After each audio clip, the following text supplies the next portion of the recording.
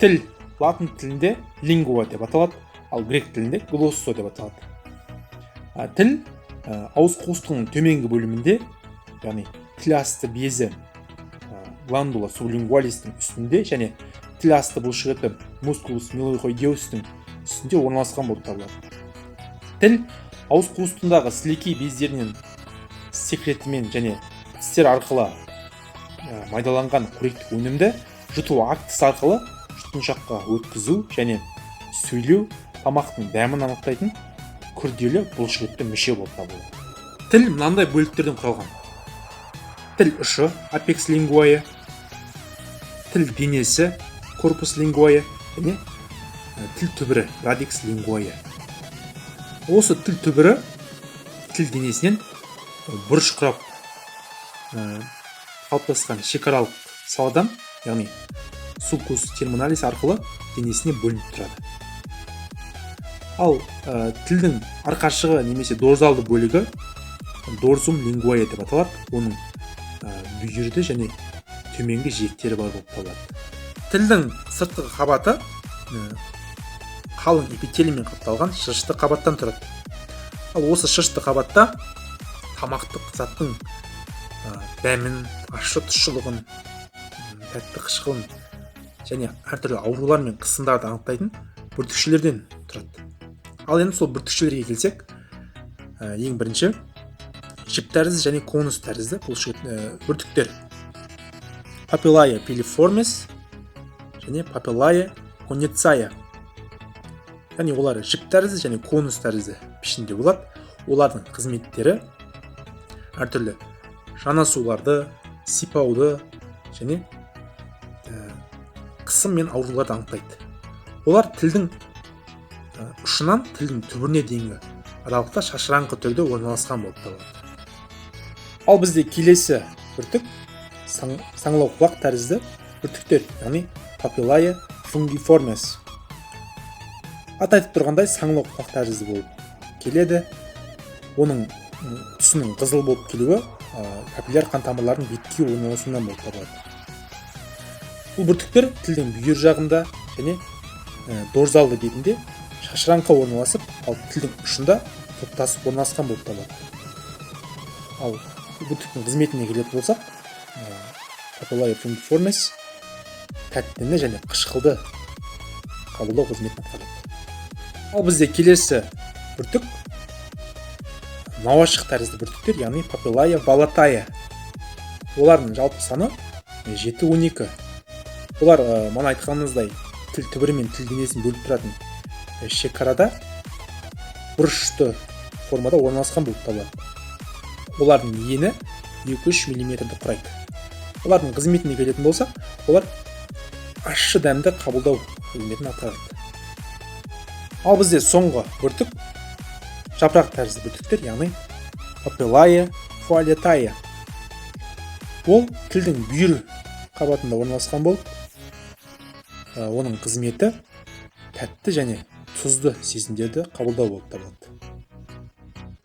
Тілдің төменгі бөліміндегі шырышты қабаты бұрышты қатпарларды пайда етіп, тіл ұшында бірігіп, түйісіп, тілдің түбіне қарай бағытталып алшақтайды.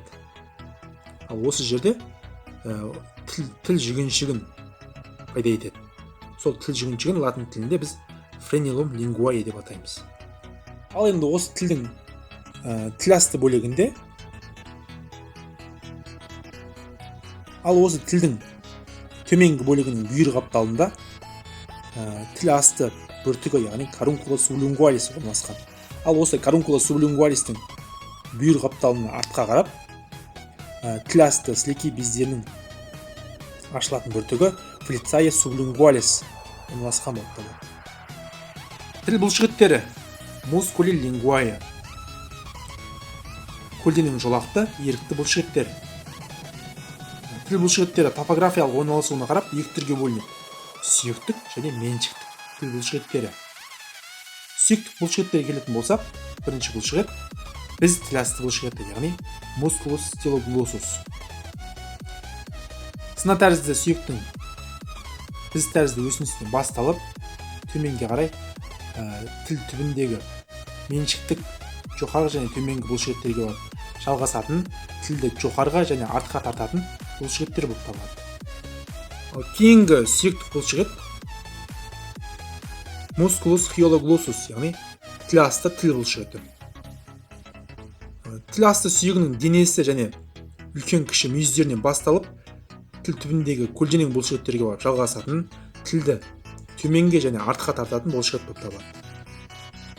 Тіл асты бұлшықетінің соңғы скелеттік бұлшықеті тіл асты иек бұлшықеті болып табылады. Ол бұлшықеттің латынша атауы мускулус гениоглоссус. Басталу бөлігі тіл асты иектік қылқаннан, яғни спина менталистен басталып, төменге қарай тіл асты вертикалды меншікті бұлшықетіне қарай жалғасатын, тілді алға және төменге қарай тартатын бұлшықет болып табылады. Тілдің меншіктік бұлшықеттері, яғни тілдің жоғарғы бойлық меншікті бұлшықеті мускулус longitudinalis superior.